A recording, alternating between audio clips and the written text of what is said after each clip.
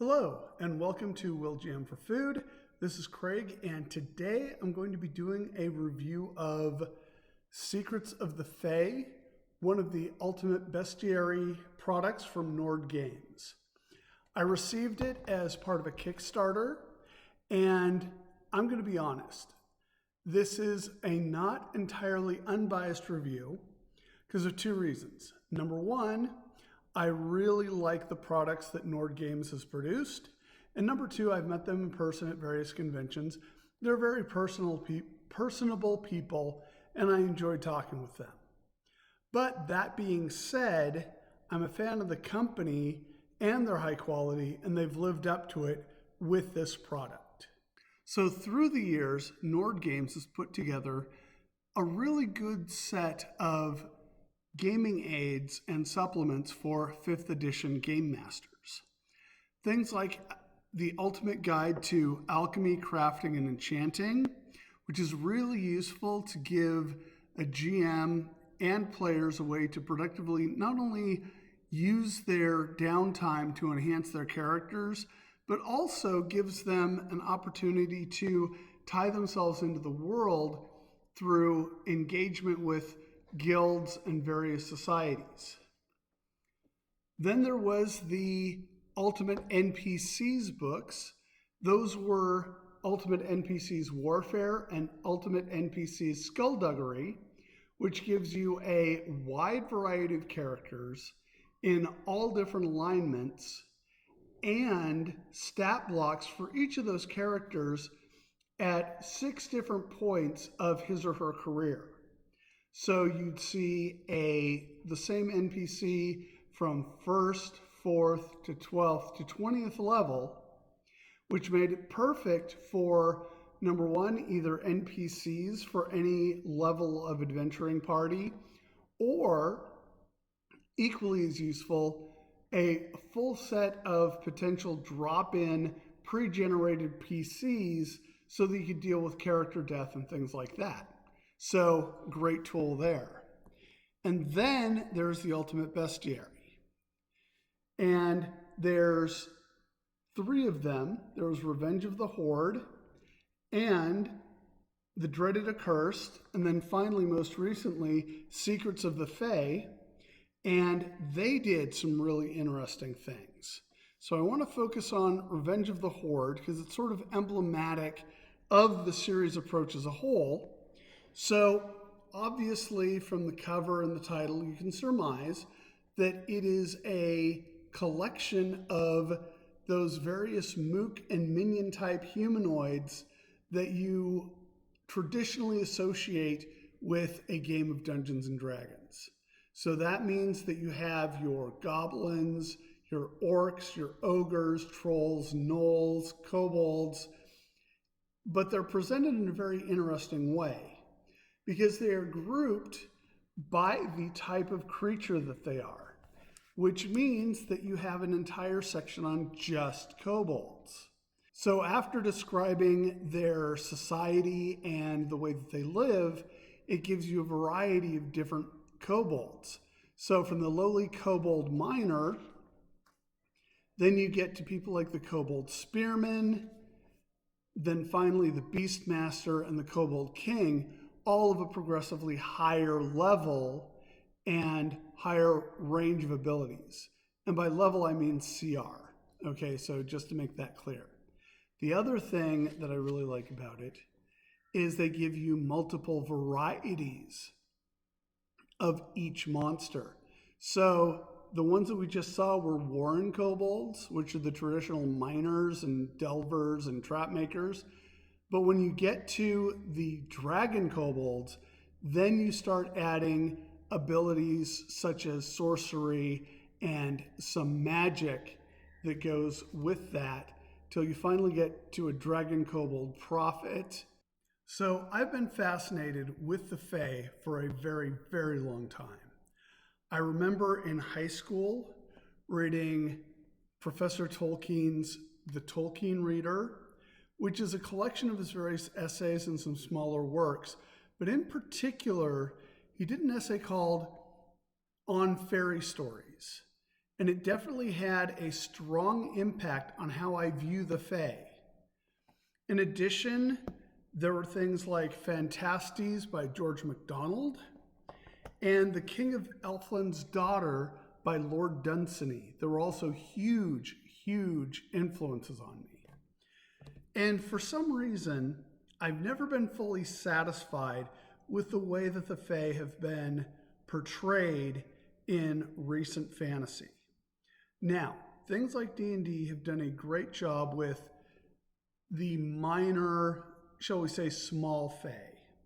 That would be satyrs, dryads, naiads.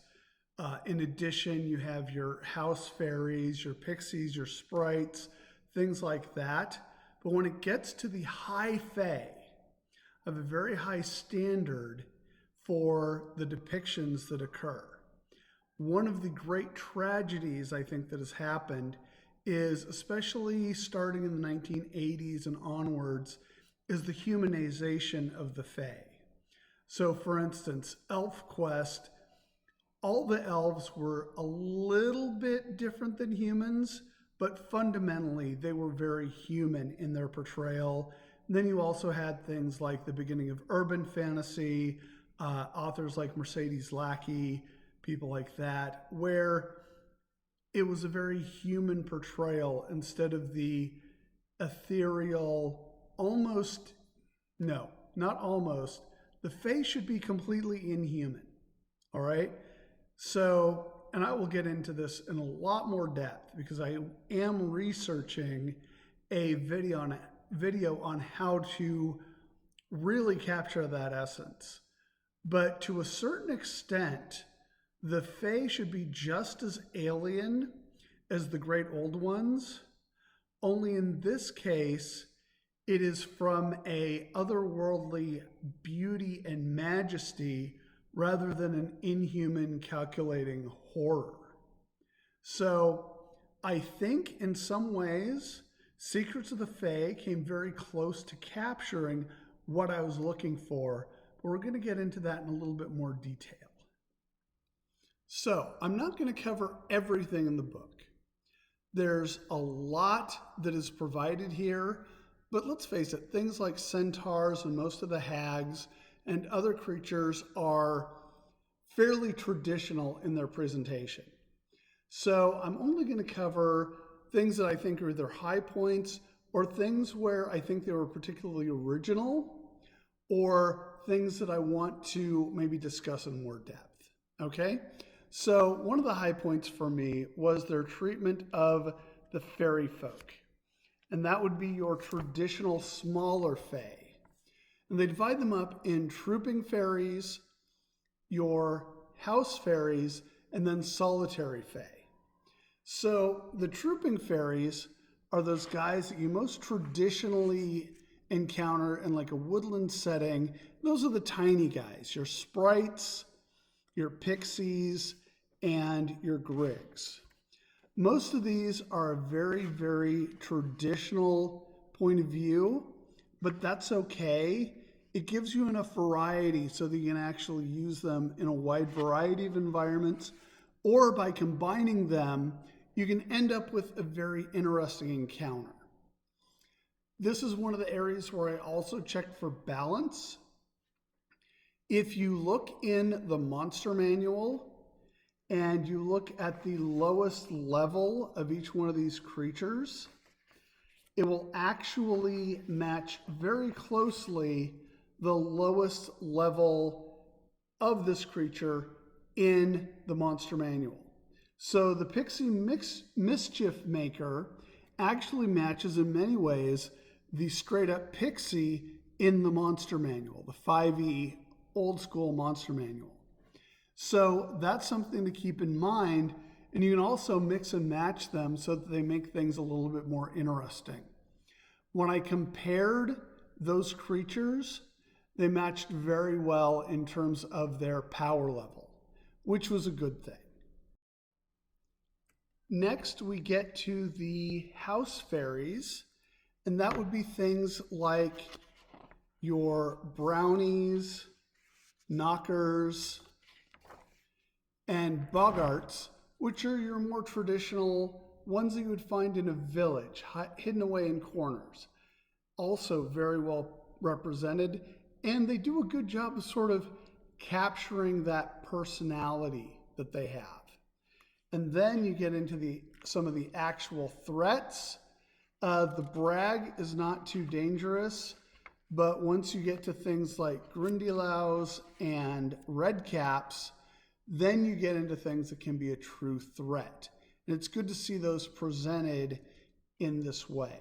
So I would say that the chapter on fairy folk gives you a very broad range of opponents and potential allies and encounters that can make things very interesting for a party.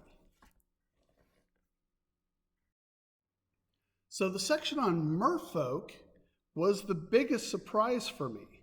Number one, I would not have expected to see merfolk in this book, but this is a good way to tie into another facet of the book. The approach to the Fae that they have is very much tied into nature and the seasons. So I think that's why the merfolk were included, because they do have that tie to nature, even though technically they should be treated as humanoids. In a weird way, they fit inside the book. Now, again, what they do very interestingly is their approach. So you get your traditional pelagic merfolk, which are the ones that live out in the open sea. But there's a twist. These are not aerial. They explicitly tie various types of merfolk to various types of fish. So then you'll see ones that are sort of based on a swordfish, ones that are based on pufferfish, and then even a shark, and even a clownfish.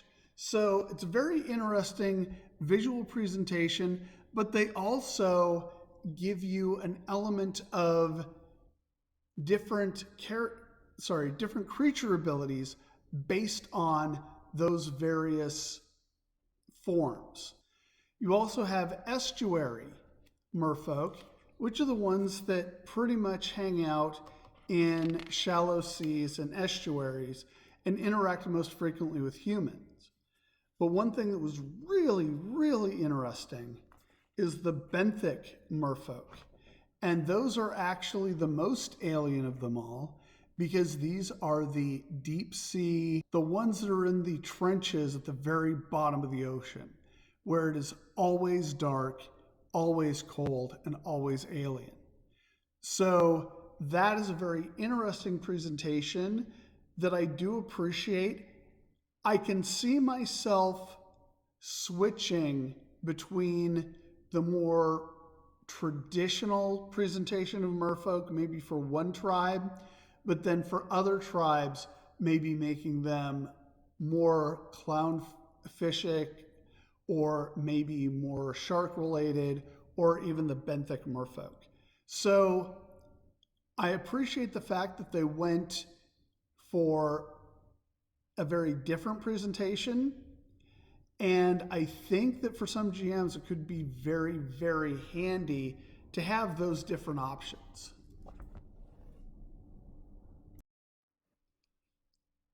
So let's talk about the nymphs.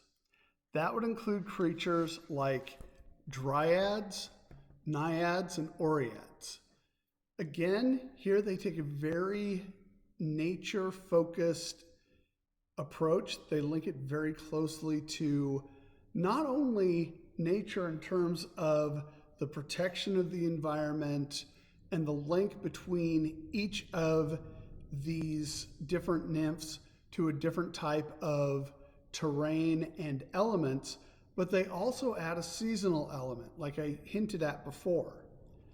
Now, they do something interesting here, because these particular dryads are not as human looking as some others, and they also remove the explicit tie to a single type of tree. So there are some depictions of dryads where they actually use the type of tree as the link and the variation between the different types. But in this case, instead of saying, okay, this is a willow dryad, this is an oak dryad, much like Tolkien did with the Ents, what they do is, again, they tie it very much to the seasons. So this is the Joy of the Bloom, which is a spring dryad. And here you have something that is very, very alien looking, but definitely related to that sense of spring. And then you also have one such as the Wrath of the Sun, which is the summer version. Now, I think when they get into the summer versions, I think they go a little bit too far in terms of an actual drought, because summer is also a growing season, right? So if conditions are right, then yes, you would have a very peaceful, blossoming, full foliage tree. But in this case, this speaks to me of a tragic drought instead of necessarily a healthy summer. So that might be one thing that I would modify in the presentation. You'll also notice again that with things like the Oreads, they go very elemental with it, okay? Even though they are shape changers and can appear to be human, you definitely get a feeling, number one, of strength and the tie to the mountain itself. But I don't know, it doesn't quite match my idea of the Fae. And I think a lot of people will find that, but obviously you can take these stacks and describe them however you want. Or there are plenty of other versions to use. But again, I respect the quality of the artwork, even if it doesn't match my vision. By the way, the art in these books is just amazing. And I'm a very, very big fan of the way they did the art and the overall visual presentation. And then finally, we do get to the naiads, and some of them are definitely exactly what you would expect from a naiad, all right? And again, they even go so far as to give you ocean naiads. This is a sylph, which is a air nymph, okay?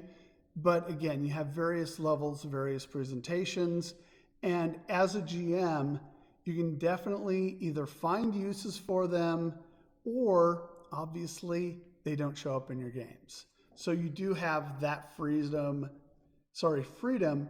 but I am going to say that I respect the way that they tried to do a lot of really original things in this book. Okay, so this is the part where I'm going to rant a little bit.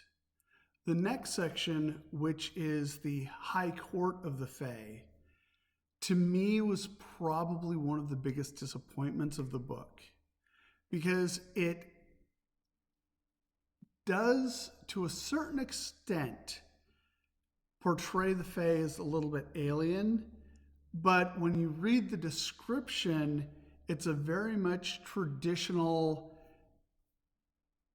viewpoint of the Fae courts basically being the equivalent of the French monarchy before the Revolution. All right, so you have your factions, you have courtiers, and yes, mortals tend to be used as pawns, but it doesn't quite go back to the majesty of, say, the Tuatha De Danann or a lot of the Celtic or Britannic mythos that the Fae were derived from. So here we have some creatures out of the Fae Court section, chapter 7. And again, you'll notice that there is the variety of challenge ratings, and as well, you'll see that there's a distinction between the season that relates to each one of these creatures. So here we have the Noble of the Bloom, clearly a spring creature, definitely looks alien, and a Prosperous Potentate, which is actually CR23. So this is where you get into your very high level epic type creatures. And then you get into your summer creatures, Knight of the Summer Sun, the Scorchlight Aristocrat. Again, not a healthy summer necessarily, but there is some majesty to these illustrations. And then you also get the fall, and again, they look interesting, but what I don't see is a description for these creatures. And again, you as a GM should be able to create these without any problem. But it is something that I would have liked to have seen is how do each of these seasonal courts interact with each other? What psychology would you expect from a decadent regent that you wouldn't see from a Knight of the Summer Sun? Okay, so that I think was definitely a missed opportunity and possibly my biggest gripe with the book. Okay, again, I really like it, but there are some things that are missing. Finally, they do a great job of covering the wild hunt, which was really cool to see, including a variety of the different creatures who get caught up in it.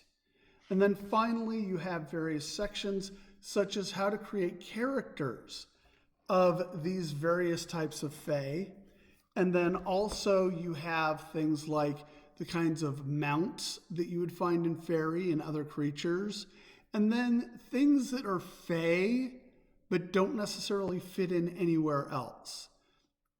Unicorns are featured, banshees are featured, things like that, which is good to see, but definitely something that, you know, round out the book, but don't necessarily have a place in any of the other sections. So finally, I would like to give a huge shout out to the staff at Nord Games, especially the people who worked on that. That would be people like Lou Fry and Ralph Stickley, who did the writing, the lead designer, Isabel Bass. And Isabel, I apologize if I messed up your last name, and all of the illustrators who worked on the project. It is a fantastic, fantastic looking book. You have a lot to be proud of. There are a couple of final things that I think were flaws. I'm going to say that straight out. One of them is in some sections, some of the stat blocks are missing passive perception. It's not a huge deal because passive perception is very easy to calculate, but it is the kind of thing that should have been caught by the copy editing team. And then also, as I was flipping through the book, and I flipped through it a lot, as you've seen, I'm worried a little bit about the stitching and the binding. I have a feeling that at some point I'm going to have to do some repairs, break out the white glue, and do a little reinforcing. But other than that, this book I definitely would put on my definitely recommend list. I think it's a great tool for GMs. And again, it is Ultimate Bestiary Secrets of the Fae by Nord Games for 5th edition.